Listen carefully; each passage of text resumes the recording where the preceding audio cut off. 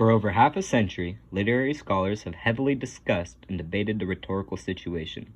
Ever since Lloyd F. Bitzer's establishment of the scenario, scholar after scholar have used their past knowledge to combat each other with their various opinions on the different details of the rhetorical situation. Although each of these literary influences have different opinions, after reading through each article, the true rhetorical situation is much more clear than one may think. A rhetorical situation is a situation involving intense conflict with a need for resolvement.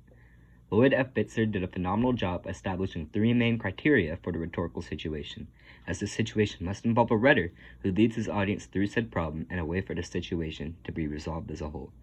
Although many people may shrug off the rhetorical situation as something that only literary scholars care about and something that is unimportant in our everyday lives, the exact opposite is the case. Everyday individuals are presented with solvable problems that are presented by rhetors. Without such a situation, our lives and human civilization as we know it would ultimately be completely mundane and boring. This conflict is what drives societies to be better and people to be the best they can possibly be. Without this, we would have a seemingly perfect world with no need to change or adapt to any situation. Thus, the rhetorical situation, presented by Bitzer and his literary peers, is much more important than originally thought when seen with the naked eye. One of the most famous rhetorical situations in human history is the Civil Rights Movement. This situation can be viewed from two lenses and main writers that we will compare today. One being Martin Luther King Jr., support of African Americans earning equal freedoms in the United States amidst the harsh realities of Southern Jim Crow laws. In contrast, Alabama Governor George Wallace, as he attempted to maintain long-established societal norms within his state and halt the inevitable racial integration being led by the black community.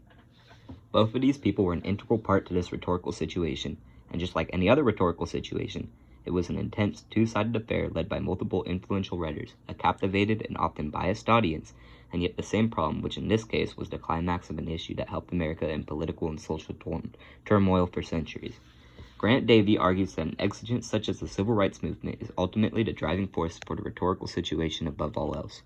Although both of these contrasting sides had polar opposite viewpoints of how to address the rhetorical situation, the exigence or problem at hand was clear and the same for both sides.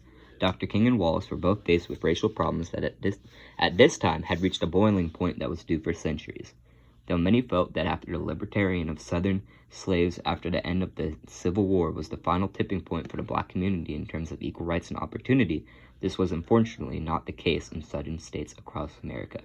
The general unwillingness of white Southerners to accept black as equal as well as the establishment of atrocities yet somehow legal Jim Crow laws led to racial tension and overall unfairness to the black community. On one hand, white Southerners felt this was necessary in order to uphold cultural norms that had been around for decades, as well as just to give themselves an advantage within their community. African Americans, on the other hand, were tired of being treated unfairly as they felt they had the same rights to essential American freedoms as white Southerners did.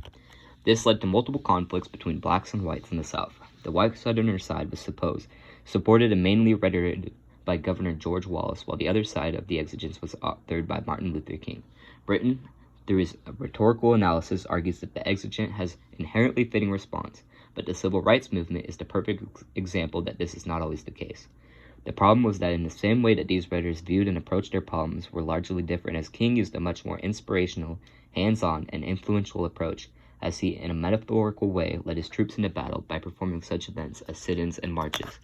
King saw the exigence and knew that for any good writer in any impactful situation, the most important thing is the way one attempts to confront the problem based on what it entails. King exemplified consigning in that there is a fitting response to accomplish the solution to the exigence, as King found and utilized this response beautifully. Seeing the lack of respect for the black community, King felt that it was essential to gain respect and yet still valiantly get his community's point across. Thus, peaceful yet impactful protesting was obviously the best way to go about this. Wallace, on the other hand, felt it was important to not let into any of the demands of his African American counterparts. Another well-established writer, he saw the situation and knew immediately that to give in to anything would be to admit that the other side's view of this exigence was valid, and thus refused to do so. His standing up against presidents and the National Guard amidst controversy illustrates the way he chose to attack the exigence brilliantly. Although both writers were faced with the same problem, just from different sides the way they chose to go about handling it was vastly different, and thus shaped the way we viewed the rhetorical situation. Another important aspect during the handling of the civil rights movement for both sides was indeed the audience. Jameson believed that audience expectation was key for the rhetor to understand in order for them to manipulate the audience to confront the exigence properly. King used his audience perfectly, as any good writer should know exactly how motivated and how capable their audience is at confronting the exigence.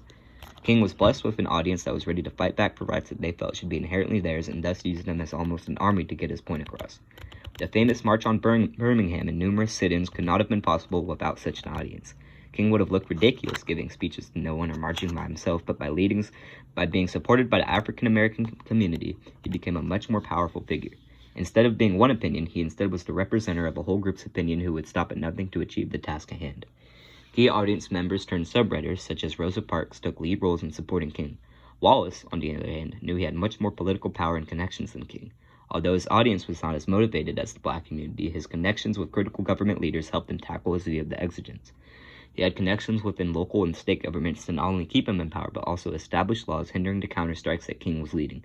His connection with law enforcement also led to multiple arrests for Luther King, which helped hinder the development of the encapsulation black community and their fight for equality. His relationship with media and powerful influence as governor also helped establish a national-wide audience that he could reach in minutes without some planned political rally that relied on thousands of civilians to attend in advance. These two vastly different yet effective audiences both helped the writer solve the exigence in their own unique ways. Although both writers had audiences that helped carry out their solutions, they were still both faced with enormous constraints and oppositions that hindered their plan. For King, Southern states and political powers were greatly against African American advancement within society, and thus upon many occasions did everything in their power to make the exigence much more difficult. They attacked innocent protesters, arrested individuals that participated in sit-ins, and violently hung innocent black men, all to prove a point that they weren't wanted within their society. All of this made it extremely difficult for the King to convince his audience that the exigence was still worth fighting for through all of this. But as great writers are able to, King convinced his audience that this problem was indeed bigger than themselves, and thus motivated African Americans in southern states to accomplish the unthinkable, as well as to attack the exigence with a head-on mentality. These constraints did not hold back King as well as his audience, which is the most important thing when it comes to successfully accomplishing the task and solving the exigence. On the other hand, Wallace's constraints, including federal government and capability, and a much less motivated audience than seen by King. In many instances, the federal government not only refused to help the state governor, but occasionally they even chose to help King. As a person who relied heavily on governmental support, the lack of it seen on a federal level must have been a huge blow to Wallace as the writer, and likely had a large effect on the overall outcome of the rhetorical situation. His audience was also much less motivated than King's, as they had little to fight for and gain. Similar to the British trying to stop the extremely motivated colonists, the white, conservative citizens of southern states felt this battle did not mean nearly enough to them as it did to King's African American community. Still, a great writer who is successful within the rhetorical situation is able to motivate his audience through any means necessary, and many will argue that this was Wallace's critical failure, as well as what ultimately led to the prevalence of the African American society during the Civil Rights Movement. One of the more underlooked keys to confronting the rhetorical situation as the writer is the mediums used when relaying the exigence and its potential solution to the audience. King used his skills in motivational speaking to enhance and motivate his audience. His in-person approach gave his audience the fearless leader they needed in order to confront the problem. King, being a great writer, knew that in order to convince his audience to take action, he could not show fear by staying out of public, and instead attended rallies and speeches where known danger was prevalent. Wallace, on the other hand, as previously discussed, gave a slightly less personal approach when it came to his use of mediums during the rhetorical situation. Instead, he used his vast connections and governmental influence to relay messages over well-known media platforms such as newspapers and radio. Because King was not in a stance of political power, he had no choice but to be up close and personal with his peers. This seemed to work out for him, though, as his personal connections served him well when it came to motivating his audience to confront the exigence when compared to Wallace. Through this analysis of one of, if not the most important rhetorical situations in history, it becomes painfully clear that the most important and essential piece of the rhetorical situation is not the audience, nor the exigence, but instead the writer. The writer's job to inspire kairos within their given audience is the most important factor when evaluating if they have led a successful solution to the exigence. Although there are many aspects of the rhetorical situation, such as the audience and exigence, none influence each individual aspect such as the writer does. Through each explanation of the different aspects of the rhetorical situation, the writer has a large influence over each and every one. The rhetor is given the opportunity to inspire their audience to take action, navigate their medium as well as constraints, and attack the exigence in whatever way they feel is necessary and proper. No other piece of the rhetorical situation is given such an influence on the overall outcome. Batts' view that the rhetorical situation is led and modified by the rhetor is ultimately correct. The example of the civil rights movement illustrates this beautifully, as King's brilliance in motivating his audience as well as navigating other aspects completely obliterates Wallace's attempt to combat this revolution. It has become clear what and who has the biggest impact on the outcome of the exigence, as the rhetorical situation should never be looked at the same again.